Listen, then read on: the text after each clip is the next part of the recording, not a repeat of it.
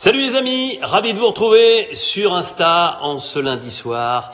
Rendez-vous quotidien, 18h pour parler de koh pour évoquer les coulisses de l'émission et puis pour se remémorer les grands moments de cette aventure extraordinaire. Rendez-vous compte qui a commencé en 2001, la première saison présentée par Hubert Auriol, vainqueur du Dakar, notamment en voiture et surtout en moto, organisateur du Dakar. Et puis on est encore là aujourd'hui, avec des audiences absolument fabuleuses. Merci encore une fois pour votre fidélité. Rendez-vous vendredi soir.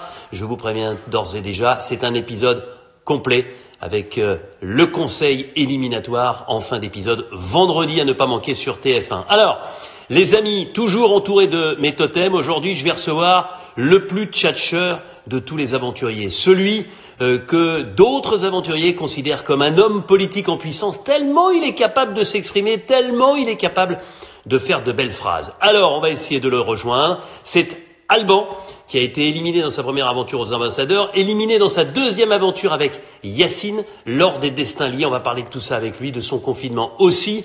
Alban, normalement, je vais le retrouver. Je l'ajoute de mieux en mieux. Alors, est-ce que c'est moi qui suis un peu meilleur chaque jour, ou est-ce que ce sont les aventuriers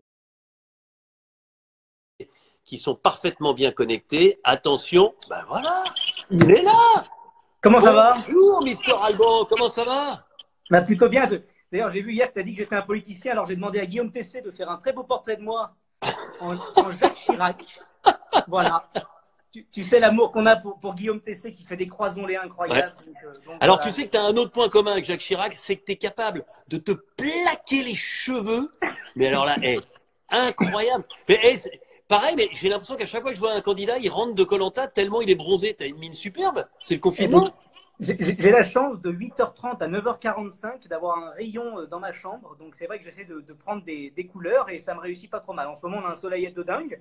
Ouais. Donc c'est vrai qu'on essaie de faire attention en restant chez nous. Donc on profite malgré tout du soleil. Voilà. Allez, on salue Ahmad. Il est souvent là au rendez-vous. Et puis Ahmad, vous avez un point commun parce que vous êtes tous les deux lyonnais. Exactement, exactement. On verra si on a d'autres points communs, mais pour l'instant, effectivement, Ouais, on on va est parler de lyonnais. la stratégie, mais on va réserver un petit peu pour nos auditeurs, nos téléspectateurs ce soir. En tout cas, ça me fait plaisir d'être avec toi parce que même si tu n'as pas gagné koh même si tu n'as jamais été en finale, tu as marqué l'aventure par le verbe, tu as marqué l'aventure par ta motivation, ta niaque, et puis par tes réactions, parce que tu es souvent sans filtre, et ce que tu ressens, eh bien, tu le traduis tout de suite par des mots. On n'en dit pas plus. D'abord, ton confinement. Où es-tu confiné? Que fais-tu et comment fais-tu pour rendre ce moment si particulier le moins désagréable possible? Eh ben, écoute, je suis confiné dans la plus belle ville du monde, qui est Lyon, tout simplement, Ouais. dans mon appartement avec ma copine, qui essaye malgré tout de me supporter. Et Mais je vous c'est tiens ça dans le le plus vent. dur, non? Est-ce que tu tempères un petit peu au niveau de la tchatch? Est-ce que tu parles un petit peu moins que dans la vie de tous les jours? Parce qu'autrement, elle va se mettre des boules caisses, hein? Je sais pas, je pense qu'elle m'accepte comme je suis, hein, tu sais, hein, j'ai beaucoup de défauts, mais écoute, elle essaye en tout cas de me supporter et pour l'instant ça se passe plutôt bien. En tout cas, elle est encore là, elle n'est pas partie. Donc, Appartement dans le centre de Lyon? exactement, ouais. Ouais, j'ai la chance de vivre dans la belle presqu'île lyonnaise, Ouais. donc c'est vrai, voilà, entre Saône et Rhône. Donc pour l'instant, écoute, on reste chez nous, on fait attention et puis on espère que ça se terminera bientôt. Voilà. Tu sais que c'est une ville qui m'est chère aussi, puisque j'en profite pour saluer et ma maman et mon petit frère, qui tous les deux vivent aussi dans la presqu'île lyonnaise. Tiens, avant de continuer, je voulais vous rappeler, et ce soir on déterminera quel est celui qui mérite de gagner le t-shirt koh. L'objectif, c'est de trouver le meilleur slogan qui résume l'aventure koh. Alors, il y a eu quelques réponses hier, mais il n'y en avait pas assez. Donc moi, je veux d'autres réponses. Et regardez ce qui vous attend. Le t-shirt collector koh Fidji, ici, c'est un t-shirt qui a été dessiné, créé par celui qui fabrique les totems. J'en profite pour le saluer. C'est un artiste qui nous suit et qui est avec nous dans notre équipe. C'est le patron de tout ce qui est créa en ce qui concerne la déco. C'est Monsieur Guillaume Béal. Un Il est à ta taille le t-shirt? ouais, il a ma taille, donc pour toi, ça va faire une Ah, pour chemise moi, de nuit. bah, moi ça fait une chemise de nuit, moi, donc on va Voilà, oublier. exactement. Donc c'est pas pour toi. En revanche, qu'est-ce que tu pourrais donner comme conseil à ceux qui sont confinés, bah, comme toi, en appartement, sans la possibilité de beaucoup bouger?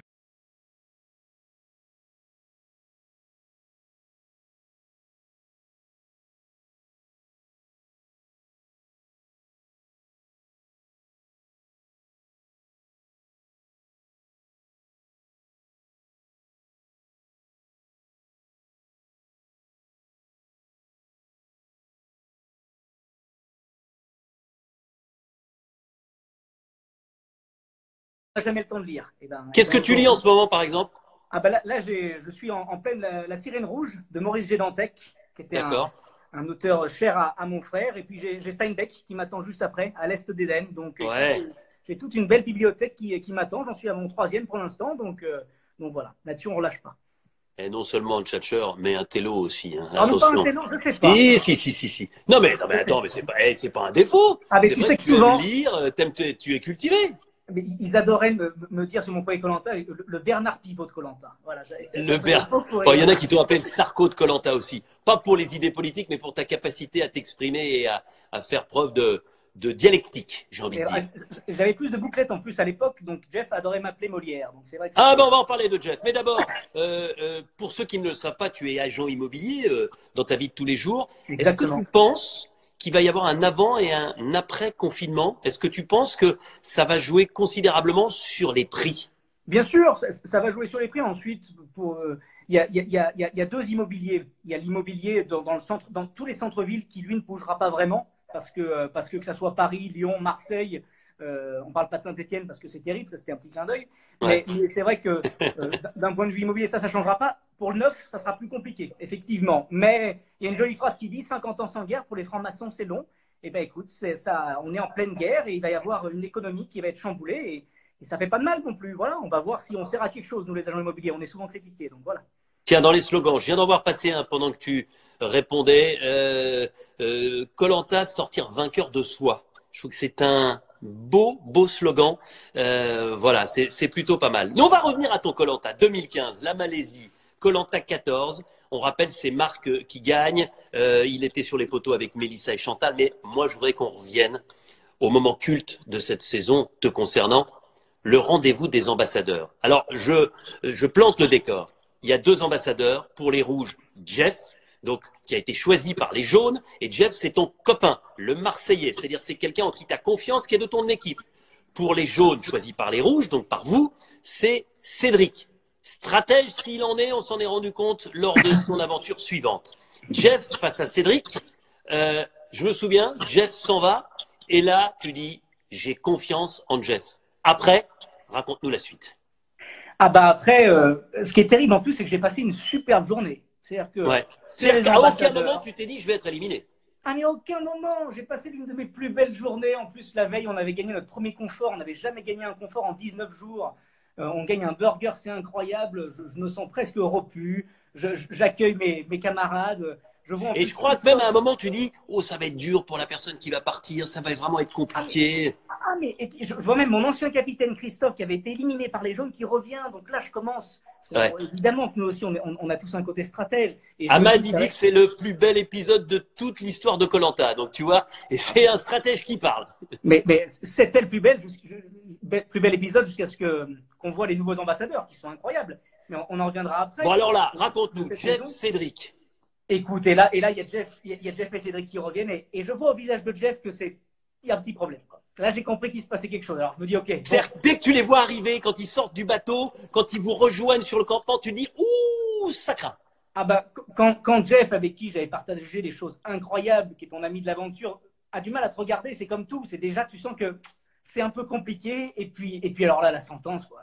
Il m'annonce mon prénom, et ça a été terrible, quoi. Terrible. Tu tombes de l'armoire, là. Je tombe de l'armoire, c'est fort, c'est terrible, c'est puissant. Et c'est vrai que souvent, on me dit, mais pourquoi ne pas en avoir. Pourquoi t'en veux pas à Jeff sur le moment? Parce que.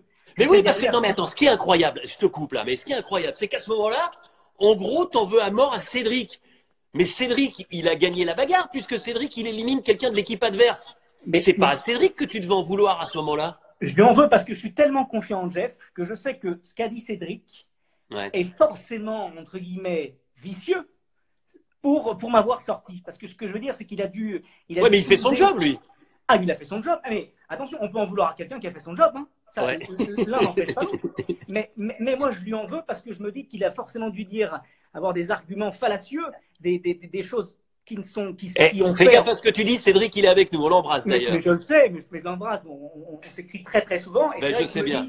Et je me dis, aïe, aïe, aïe. Il a dû être terrible. Et c'est vrai que je sais derrière, en plus, qu'il avait une voix qui était marque parce que. Faut préciser qu'avant j'étais dans l'équipe jaune et je suis passé rouge. Ouais. Donc c'est vrai que là j'essaye de reposer un peu les cartes et au lieu de regarder, tu vois, quand on monte quelque chose, il y en a qui regardent le doigt, moi j'essaie de regarder au loin Et au loin, il y a Cédric. Et bravo à lui. Bravo, il a été très fort. Il est applaudi par Ahmad, là. Mais ça de la part d'un stratège, c'est presque un César. Mais ça a été un épisode d'ambassadeur terrible. Et c'est vrai que, à la différence, effectivement, de Delphine un peu cette année, nous, on était vraiment soudés et on sent toute la tristesse aussi de mes camarades, même de Jeff, mais de Jessica, Mélissa, Bruno, Chantal. Il y a eu une atmosphère sur le camp parce que tu viens pas tout de suite, hein, il se passe des choses. Hein. Ouais, bah bien sûr, bien Il sûr. se passe facilement 1 à 2 heures et que c'était dur, mais en même temps, j'ai envie de te dire avec le recul que c'était beau parce que j'ai senti aussi tellement de soutien de la part de mes camarades avec qui j'avais vécu cette aventure. Ils étaient attristés quand tu vois tes camarades pleurer pour toi. C'est aussi un moment qui est très fort. Tu vois, rien que d'en parler, c'est frissonnant. Et derrière, j'ai envie de te dire, c'est le jeu. Voilà, moi, il y a un truc qui me rend fou. Et je sais qu'on s'est invectivé là-dessus gentiment sur Twitter. Quand les stratèges disent ce n'est qu'un jeu. Je suis pas d'accord avec ça. C'est un jeu. Koh-Lanta est un jeu. Mais c'est une telle aventure. C'est une aventure qui marque tout le monde que tu ne peux pas te cacher derrière le fait que ça ne soit qu'un jeu. C'est un jeu, oui, mais le Monopoly est un jeu. Alors que Koh-Lanta, ça nous prend tellement aux tripes. Je te remercie de ne pas comparer le Monopoly et Koh-Lanta ou de les différencier. C'est bien. Mais ce que je veux dire, c'est que c'est tellement puissant, c'est tellement violent que ce n'est pas qu'un jeu. C'est un jeu, mais derrière, ça englobe tellement de choses. On a vécu l'une des plus belles aventures. On a eu la chance, nous, en plus, de le faire 2 fois pour certains. Donc, c'est vrai que ce n'est pas qu'un jeu, c'est un jeu. Et on peut se cacher derrière le fait que ça soit un jeu, mais accepter aussi qu'on vit tellement de choses fortes. On échange tellement de choses que derrière, on ne peut pas juste se cacher derrière la carte chance. Voilà. Encore un slogan que je viens de lire, je ne sais pas de qui il vient. Koh-Lanta t'emmènera là où tu grandiras. J'aime bien aussi. Ah, mais ça change une personne. Ça change une personne, Koh-Lanta. Qu'est-ce qui s'est passé dans ta tête? Raconte, parce que c'est vrai qu'on voit les larmes de Delphine, les mots très durs, la colère. On se souvient, toi aussi, tu as eu besoin d'extérioriser, mais au fond de toi-même, quand je viens de chercher, quand tu te retrouves sur le bateau, que tu comprends que c'est terminé. Ah bah quand tu comprends que c'est terminé, tu as les larmes aux yeux, parce que Koh-Lanta, c'est un rêve pour beaucoup de personnes. Mais sur le moment, effectivement, tu passes par toutes les émotions. C'est vraiment un ascenseur émotionnel. Tu as de la colère, tu as de la peine, tu as aussi de la joie parce que tu vois tes camarades être tristes et tu les as marqués. C'est aussi beau parce qu'ils te montrent aussi tout leur amour. Et pour se découvrir soi-même, il faut découvrir les autres. Donc, quoi de mieux que Koh-Lanta pour ça aussi. Et c'est vrai qu'ensuite, tu ressasses. Et puis alors, moi, j'ai eu la chance ensuite de faire partie des membres du jury final. J'ai eu 20 jours pour ressasser. Hein. Et puis alors, non, mais là, et d'ailleurs, là, je te le dis, hein, je tiens à te le dire parce que Dieu sait, tu sais, si je t'apprécie, si j'aime le mec que tu es. Mais là, il faut que je vous raconte, les amis. Parce qu'au conseil final, effectivement, il a ressassé pendant 20 jours. Mais nous, on a oublié certains trucs. Mais vraiment, il coupait les cheveux en 4. Et à chaque fois, il voulait prendre la parole. Denis, je voulais revenir. Au moment où Truc prend une gamelle et que le bout de bois est à peine brûlé. Et à ce moment-là, il y a Machin qui vient et qui se ronge un ongle. Pourquoi t'as fait ça? Et là, tout le monde a oublié ça. T'étais dans des espèces de chicailleries. Non, surtout sur la deuxième. Oui, surtout sur la deuxième, c'est vrai. Au deuxième conseil, au premier, ça s'est bien passé, mais c'est vrai qu'on s'invective, mais c'est le jeu, parce que justement, en fait, on ne se rend pas compte de ce qui se passe dans la maison du jury final aussi. On n'en parle jamais, d'ailleurs, c'est intéressant. Mais dans la maison du jury final, tu es dans un huis clos, où tu vois tous les 2-3 jours quelqu'un arriver, et donc la vérité est celle du sortant. Mais sa vérité n'est pas la vraie vérité. Ah non? C'est ça qui est terrible. Exactement. On est tous montés les uns contre les autres. Celui qu'on détestait devient finalement quelqu'un de respectable. Celui qui était respectable devient finalement quelqu'un de détestable. Donc c'est vrai qu'au final, c'est un huis clos. On pourrait presque mettre des caméras là-dedans parce que c'est incroyable. On en met un peu. On montre quelques images. Bien sûr, mais c'est vrai que toute la journée, parce qu'il ne faut pas croire qu'on a la télé ou qu'on est dans un hôtel spa incroyable. Hein. Nous, c'était dans des tentes. Jeff, Cédric s'en souvient parce que c'était mon compagnon de tente quand il est sorti. Parce que petit clin d'œil, il m'a rejoint quand même assez rapidement après. Mais c'est vrai que voilà, ça aussi, c'est. Il y a Frédéric du Nord hein, qui lui, Fred, on te le dit, hein, mais de temps en temps, on pense qu'on t'a perdu. Hein. J'ai vu que tu faisais maintenant de la cuisine aussi sur Twitter. Tu vas sortir un livre de philosophie sur Koh-Lanta. Vraiment, Fred, de temps en temps, tu me fais peur. Mais tu m'amuses aussi. Et Fred, il dit on pourrait faire une émission de télé rien qu'avec les réactions et ce qui se passe dans la maison du jury final. Alban, avec toi, je voulais absolument qu'on aborde quelque chose que j'aborde régulièrement parce que c'est quelque chose qui me met un peu les boules. Ce sont les abandons. Et dans ton année, il y a quelqu'un qui a abandonné, qui s'appelle Manon. que tu connais bien, dont tu es très proche, qui est l'une de tes amies et qui avait un potentiel formidable pour aller loin dans koh et pourquoi pas gagner. Je t'avoue, c'est ma plus grosse déception d'abandon de toute mon histoire de koh. C'est quand même fou ce qui s'est passé. Et je sais que tu en as reparlé avec elle. Ah ben, on en a reparlé longuement. Manon regrette et tu dis souvent que tous ceux qui abandonnent le regrettent, mais c'est vrai que Manon, c'est vraiment un cas à part parce que Manon fait partie, un petit peu comme Inès cette année, en plus d'être sportive et jolie, c'était quelqu'un qui avait la Elle nous possibilité écoute hein, d'ailleurs. d'aller très très loin. Et c'est vrai que voilà, Manon, elle le regrette, elle le sait aujourd'hui. Je pense qu'elle pourrait t'expliquer en 45 minutes aussi à quel point elle regrette et qu'elle voudrait prendre sa revanche. Mais c'est vrai que c'est ça qui est terrible. C'est Bah ouais. que on a tellement peu de chance. On est 30 ou 40 000 à postuler chaque année. Il y a tellement de gens qui rêvent que c'est vrai que ça agace l'abandon. Mais il faut accepter aussi de temps en temps qu'on se trompe, que ce soit dans les Bien sûr. stratégies ou aussi là-dedans. Et dans tous les slogans qu'on va passer, c'est ça aussi, koh, c'est s'apercevoir que finalement, ce qu'on pensait écrire sur le papier, ben, on n'est pas aussi fort que ça. Ouais. Et il faut aussi accepter ses faiblesses. Et c'est pour Ouais. ça qu'on a des défauts. Et koh, ben, koh, c'est une vie de chat. Une journée là-bas, tu multiplies par 7. C'est-à-dire que tout est plus long, tout est plus compliqué. Ça Tout pourrait est... être un des slogans aussi de la soirée. Koh Lanta, c'est une vie de chat. Mais non, mais c'est vrai, on multiplie l'âge d'un chat par 7. Et là-bas, on ne se rend pas compte, sur une Ouais. journée de 24 heures, on doit dormir quoi? 3-4 heures. Tu as 2 heures de jeu, tu as 1 heure de chasse où tu essaies de manger. Ouais. Et le reste du temps, ben, tu cogites. Moi, je parle, mais les autres, ils cogitent. Voilà. Bon, en plus, les autres, ils s'éloignent de moi parce que je parle trop. Donc voilà, il se passe des choses, quoi. Ouais. Ah, autre chose que j'aime bien. Oh, c'est pas mal ça. Un slogan intéressant. Koh Lanta, sortir vainqueur de soi. Ah, totalement. Pas Totalement. mal. Pas mal. Ouais. Voilà. Ça, pour l'instant, vraiment, j'aime beaucoup ce slogan-là. Bon, Manon, en tout cas, moi, je voulais lui dire, et en plus, c'est quelqu'un que j'aimais beaucoup, qui était sportif. Enfin, je Elle nous sentais qu'elle regarde, avait là. quelque chose. Mais bien sûr qu'elle nous regarde. Donc, c'est pas faute de lui avoir parlé, hein, hors caméra, pour essayer de lui faire comprendre l'intérêt. Et je lui ai dit 10 fois, mais tu vas le regretter. Mais non, mais si, mais non, mais si. Et évidemment, elle l'a regretté. Et je me souviens notamment quand elle a retrouvé sa famille, très liée à sa famille. En tout cas, Manon, bien évidemment, on t'en veut pas. Mais c'est toi qui t'en veux d'avoir abandonné. C'est intéressant que Alban, qui a beaucoup d'estime pour toi, explique ce qui a pu peut-être se passer. Mais je répète, koh Lanta, c'est quelque chose de très difficile et il faut être capable de passer outre ces problèmes qui peuvent être de fatigue, de stress, de faim. Et il faut passer outre. Si on passe pas outre, on n'a aucune chance d'aller loin. Sans la défendre, j'ai envie de dire, les abandons font aussi partie de l'aventure. Je sais que ça te rend fou, que ça rend fou les casteurs, mais les abandons montrent aussi que Oui. koh Lanta existe depuis tellement d'années. Il y avait une fois, il y a une phrase qui m'a toujours fait rire. Tu m'as dit, mais koh Lanta, ça existe depuis 20 ans et il y a encore des gens qui viennent avec des sacs à dos qui ne sont pas étanches. C'est Et vrai. ça me fait beaucoup rire parce qu'au final, c'est ça la beauté de koh Lanta. C'est que ça a beau exister depuis des dizaines d'années, et ben on n'est jamais vraiment prêt à faire un koh Lanta, même si mentalement on pense qu'on l'est. Et Ouais. je trouve que les abandons, même si c'est vrai qu'ils sont souvent critiqués, que c'est dur, les abandons montrent aussi à quel point koh Lanta, c'est vraiment une aventure difficile. Ouais. C'est quelque chose qui met aussi en avant les autres, qui eux ont le mérite de rester, parce que souvent, forcément, dans les images, il y a des personnes qu'on montre un peu moins et on se dit, ben, ils sont effacés. Mais à défaut d'être effacés, eux au moins sont présents, ne se plaignent pas. Et même si effectivement, n'ont pas forcément des joutes verbales assez incroyables, ont aussi le mérite de tenir 30 jours, 40 jours et faut les souligner. Hey, très bon, parce que Manon, elle garde le sens de l'humour et elle dit qu'elle a fait pire que koh Lanta. Elle a vécu 4 ans en coloc avec toi et elle n'a pas abandonné.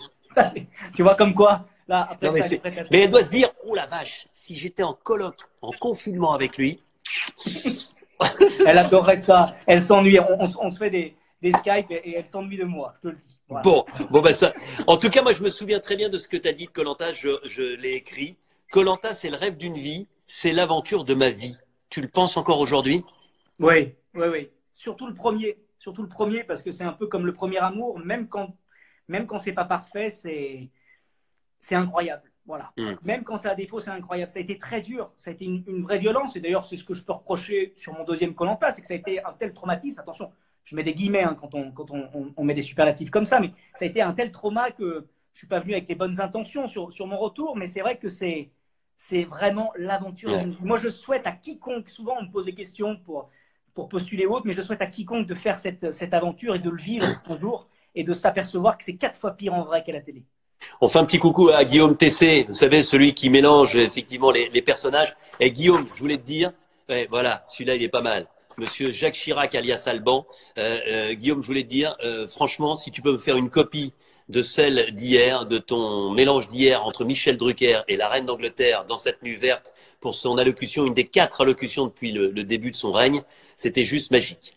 Alban, on passe à 2018, le combat des héros, Yasawa, victoire de Clémence. On en a parlé bien évidemment la semaine dernière, puisque Clémence a gagné pour la 2e fois. J'ai envie de te dire que t'es pas parti aux ambassadeurs, mais tu as été éliminé lors des destins liés avec quelqu'un qui avait déjà, lui aussi, dans son premier koh été éliminé par les ambassadeurs. Je me souviens, éliminé avec Yacine. Et alors, ce qui fait aussi un peu le sel de koh, c'est que ça peut de temps en temps être un jeu de billard à 3 bandes.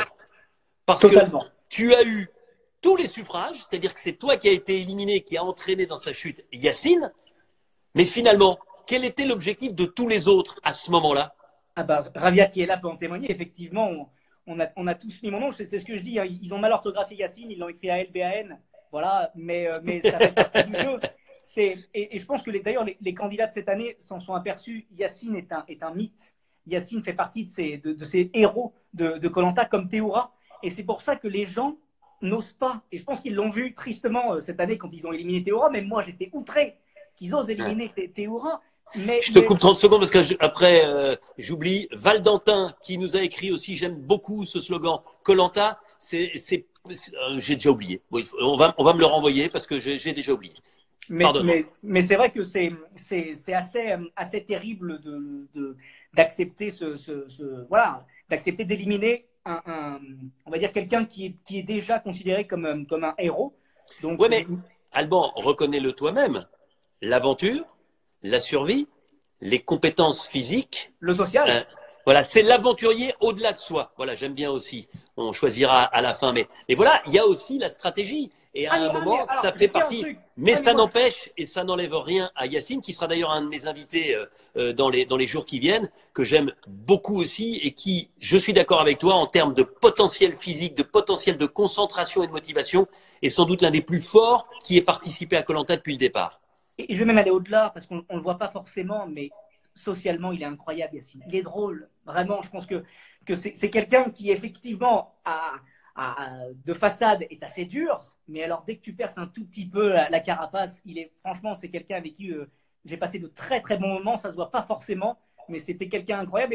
Et quand tu dis les destins liés, on a vraiment un destin lié. On est sortis tous les deux aux ambassadeurs. On sort tous les deux en binôme. Et de la même manière que les ambassadeurs, on s'y attendait pas du tout. Mais alors, pas du tout. Donc, à chaque fois, tu tombes de l'arbre, quoi. Mais je tombe de l'arbre et j'ai envie de te dire tant mieux, parce qu'au final, déjà que je perds mes cheveux, j'en ai moins perdu. Donc sinon, non, je me serais inquiété plus que ça. Mais ce que je veux dire, voilà, je sais pas si.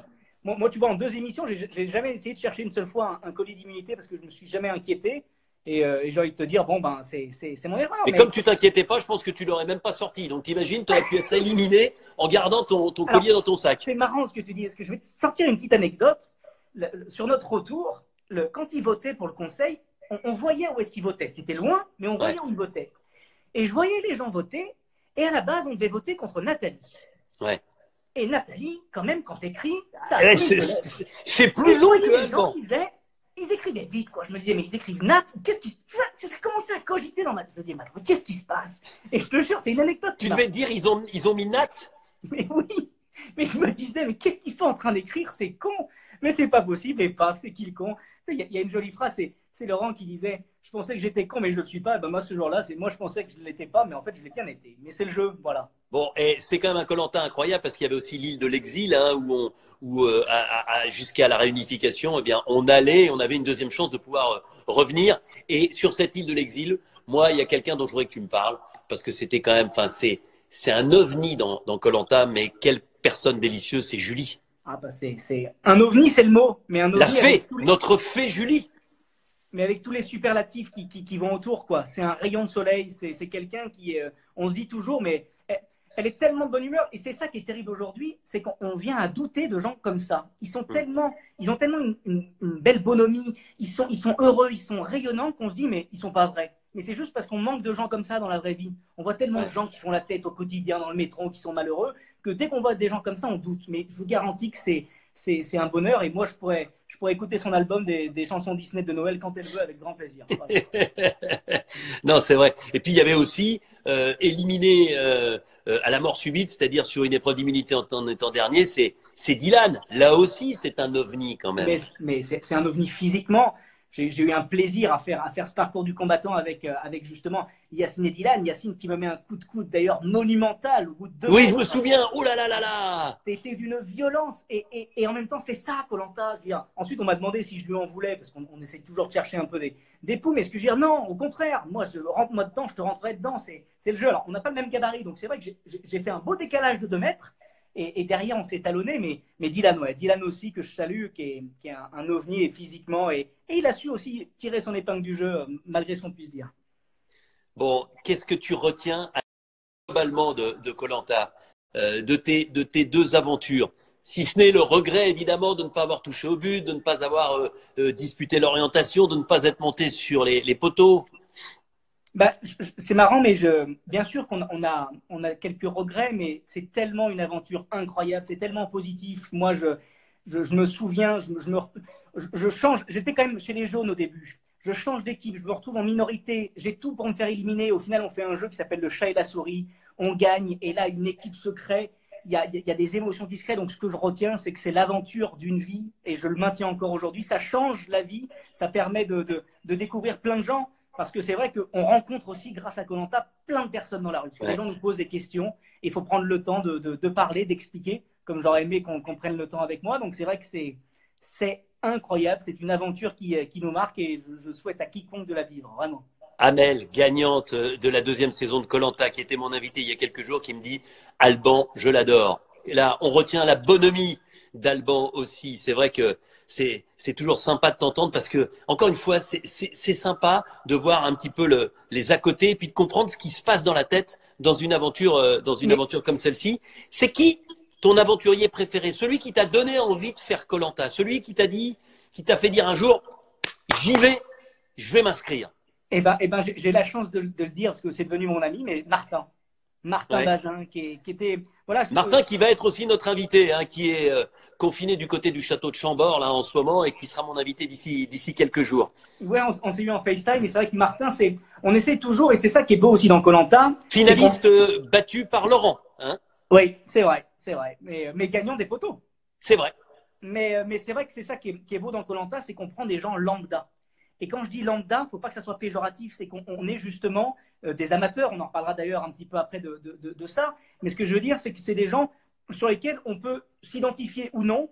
Et Martin était une personne, j'aimais sa niaque, j'aimais aussi son côté un peu mauvais perdant. Et c'est quelqu'un qui m'a poussé. Bien évidemment, des Théoura, des Claude ont toujours fait rêver. Et d'ailleurs, il y a une vraie démocratisation, j'ai envie de dire, depuis mes ambassadeurs, des stratèges. Avant, il y avait quand même moins de stratèges. Je trouve que depuis Cédric est quand même là. Non, mais on s'en souvient pas, Nicolas, paix à son âme, qui nous a quittés de la 2e saison et qui était finaliste face à Amel, mais c'était peut-être le plus grand des stratèges au sens noble du terme, avec un S majuscule, parce que il était malin pour détecter à une époque où il n'y avait aucune expérience, aucun passé, ce qui pouvait lui permettre, d'allier à sa cause le plus grand nombre, pour aller le plus loin possible. Mais quand je te parle de démocratisation, c'est que dans le sens où, à l'époque, et tu viens de le dire, il fallait être malin. Alors qu'aujourd'hui, il faut plus se cacher. Un stratège peut le dire ouvertement.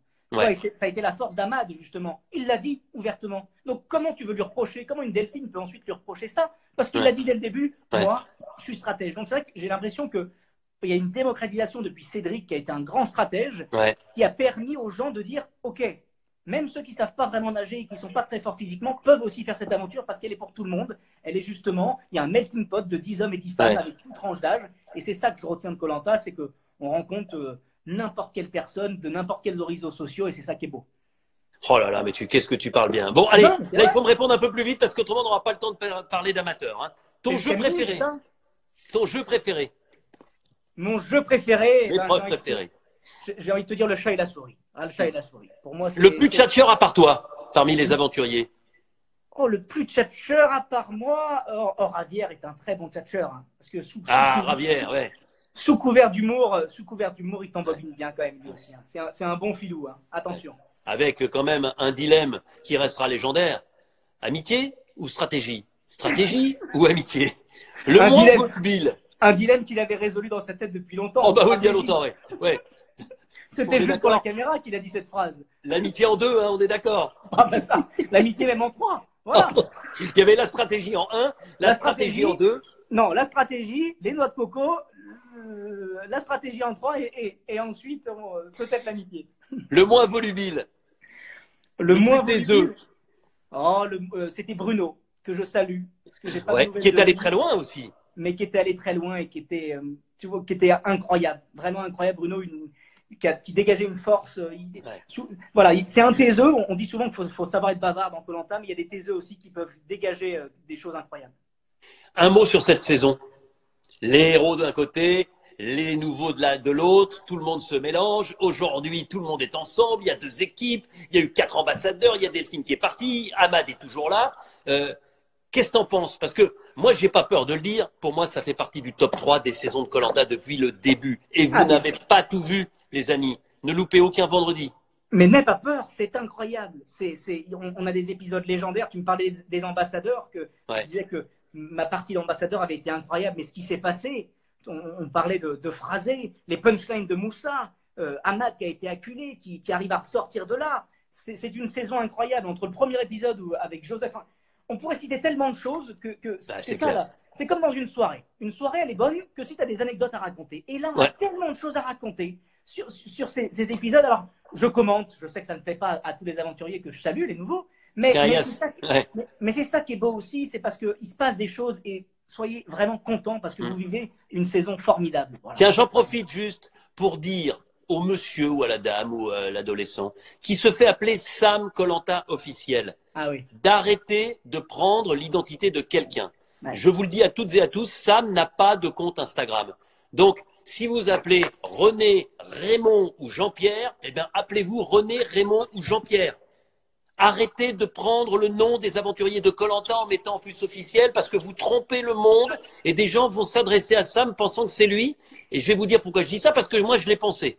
À un moment, j'avais oublié que Sam n'avait pas de compte et effectivement, à un moment, je voulais lui dire quelque chose et je suis passé par ce compte. Donc, comme je sais que cette personne est là en ce moment avec nous, là, eh bien, ce serait sympathique. On vous en veut pas. Vous vous amusez, ça vous permet d'avoir des followers. On sait que c'est la course aux followers. C'est pas bien grave. Hein, dans le temps qu'on vit en ce moment, c'est pas très grave. Néanmoins, il n'y a rien de pire pour quelqu'un, et je peux vous le dire parce que souvent, moi, on prend mon identité, il n'y a rien de pire que de voir quelqu'un prendre votre identité. Déjà, c'est anonyme, les réseaux sociaux. Parfois, ça m'embête. Mais alors là, c'est plus qu'anonyme, c'est-à-dire que vous usurpez l'identité de quelqu'un.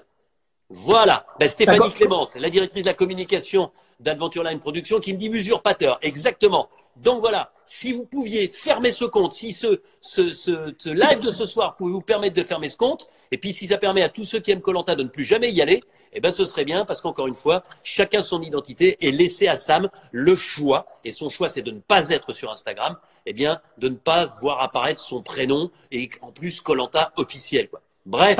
Pas content, hein, Denis. Hein. Ben non, mais c'est vrai. Non, mais c'est vrai. Et ce mélange entre les héros et les nouveaux, t'en penses quoi? Ben, je trouve que c'est intéressant. C'est intéressant. En même temps, c'est difficile pour les héros parce qu'ils arrivent après. C'est difficile pour les nouveaux parce que j'ai l'impression qu'ils se disent quand même un peu, mais c'est notre Koh-Lanta. Et déjà, on n'a pas le titre de notre Koh-Lanta parce qu'on a un titre, on met les héros en avant et nous. Donc c'est vrai qu'il y a un côté un peu stratégie avant même le début du jeu, et c'est ça qui fait que cette saison est incroyable, c'est que vous avez déjà semé la zizanie avant même que ça commence, donc c'est formidable, et longue vie à tous ceux que je soutiens, notamment mon Claude que j'embrasse très très fort, qui est parti, que j'ai eu la chance de m'entraîner avec lui, et c'est mon Claude, voilà, il va aller loin. Tiens, ils sont tous là, Claude, je vois Moussa, je vois Sandro, et il y en a un qui est énorme aussi, je ne sais pas si tu le suis sur Insta, c'est Brice, là c'est le vrai Brice. Je le suis pas, non, qui nous parle de son confinement avec sa moustache. Mais pareil, hein, si je trouve qu'on a un peu perdu Fred sur Twitter, Brice, on l'a totalement perdu. Mais Dieu qu'il est drôle. Il est plus rugby, lui, donc voilà. Ouais, il est plus rugby, mais moi je l'adore. Hein, quand il met sa chemise hawaïenne avec sa bonne moustache, voilà, et qui nous remet en plus les vidéos qu'il avait faites en mode petit garçon sage pour la présentation du casting. Enfin voilà, c'était assez drôle. Ah ben, attends, mais comme un homme politique, tu bois parce que tu parles tellement. Tu vois, moi, j'arrive à ne pas boire pendant 30 minutes. Tout est Bon, tu prévu. sais que ça fait déjà 35 minutes, le stylo aussi. Ça fait 35 minutes qu'on est ensemble. Il y a quelque chose, moi, qui m'a vachement impressionné chez toi l'année dernière. C'est ce projet que tu as mené à bien avec JQ, intitulé Amateur, hein, c'est ça? C'est ça.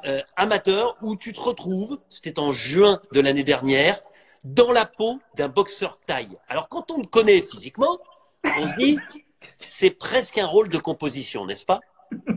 C'est ça. C'est ça. Non, mais amateur, c'est justement, on parlait de koh et quand on dit que c'est l'aventure d'une vie, c'est que justement, ensuite, quand on revient dans la vie normale, Ouais. on a envie de revivre des émotions assez incroyables. Et c'est vrai que moi qui suis un grand fan de documentaires sportifs, ou même J'irai dormir chez vous, j'avais envie de mettre aussi des personnes lambda en avant, et ce qu'on appelle des amateurs. Un amateur, c'est quoi? C'est quelqu'un qui essaye. Le Ouais. monde amateur est un monde incroyable, parce que ce sont des bénévoles, ce sont des gens qui essayent. Et l'amateur, c'est celui qui va tenter un défi un peu fou. Donc, c'est un sport, un pays, un défi. On est parti en Thaïlande. Pendant 7 jours, j'ai appris la boxe thaï. J'en ai bien bavé.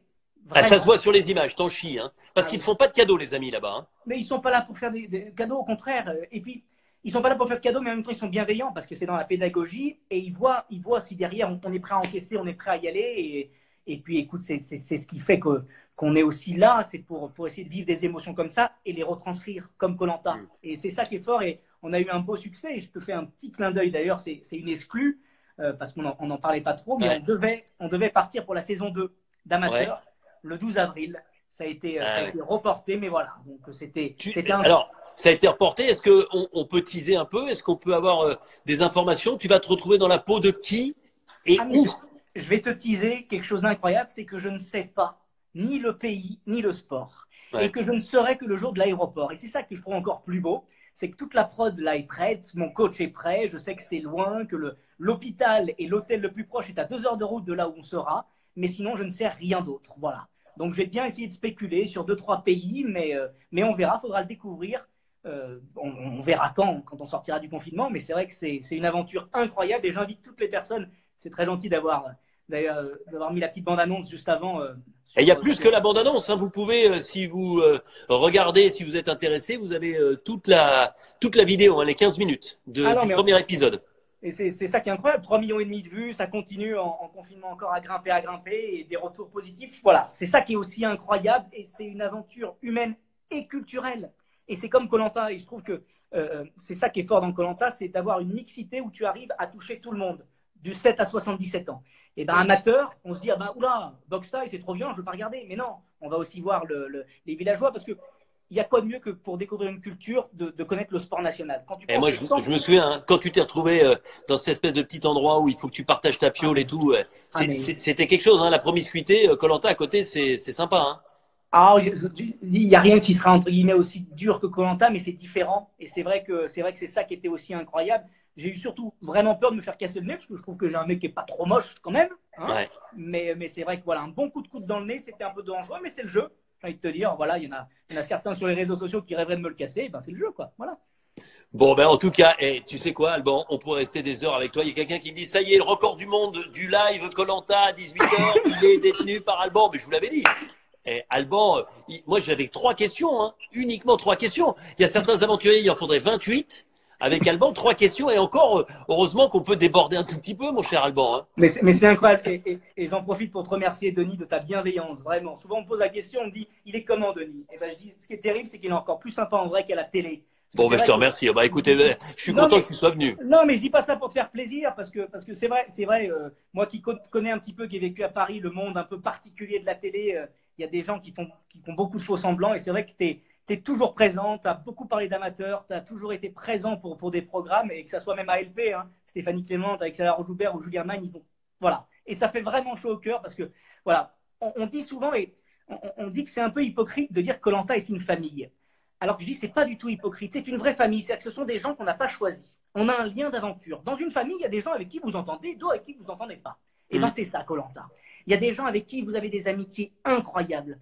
Voilà, on a parlé de Manon, on peut parler de Tiffany et plein d'autres, je ne veux pas les citer parce que sinon je vais en oublier. Il y a aussi des gens avec qui on ne s'entend pas, mais c'est ça une famille. Parce Ouais. que c'est la beauté. Il y a des gens avec qui on ne fera pas des dîners de Noël et il y en a d'autres avec qui on se verra pour toujours et pour l'éternité. Voilà. Et j'adore. Moussa, toujours la punchline, la bonne. Tata Stéphanie, présidente. Mais c'est vrai. Stéphanie Clément, parce que c'est la directrice de la communication d'ALP, mais c'est aussi un peu la maman de tous les aventuriers. Et puis, attends, mais non, mais par contre, c'est Béatrice qui dit Alban président. À quand un peu de politique? T'as une telle Non, mais tchatche. la politique, c'est forcément prendre parti et je trouve que c'est dommage. Aujourd'hui, voilà, on est dans un monde où on va pas commencer à faire de la politique. Je veux dire, Bon, bah, c'est compliqué. je crois Voilà. que tu as raison. En tout cas, Alban, c'était un bonheur de t'avoir avec nous. Reste bien confiné à Lyon. J'en profite pour vous dire, j'ai vu des images partout de gens dans les rues de Paris, notamment, qui se baladaient ce week-end sous prétexte qu'on parle déjà un peu de déconfinement. Les gens ressortent. Vous êtes trop nombreux dehors. Il faut rester confiné encore pour que le déconfinement puisse se dérouler dans les meilleures conditions et qu'on retrouve une vie normale et une liberté totale le plus rapidement. Vraiment, je compte sur vous. C'est important de le dire. Demain, celle qui récupérera le flambeau virtuel, parce que je le garde. Tu vois, ça devait être, je pense que c'est pas loin d'être un flambeau de chez toi. C'est Cindy. Cindy qui nous rejoindra, finaliste de la dernière saison. C'est quelqu'un vraiment quelqu'un que j'aime beaucoup et qui a de l'humour, qui depuis koh est devenue madame, puisqu'elle s'est mariée, est devenue maman d'une petite Alba. Elle est arrivée à koh en termes de survie, c'était 0. En termes de compétences, c'était pas terrible. Et elle a progressé petit à petit. Elle était stratège, elle était maline et elle est battue en finale par une très grande Maude. Mais elle a plein de choses à nous dire. Vous la suivez sans doute sur les réseaux sociaux. Et elle sera là demain avec nous à 18h. Mon cher Alban, il me reste vraiment à te remercier. Et puis, à peut-être te retrouver dans une nouvelle saison de koh Lanta. Tu reviendrais sur une troisième?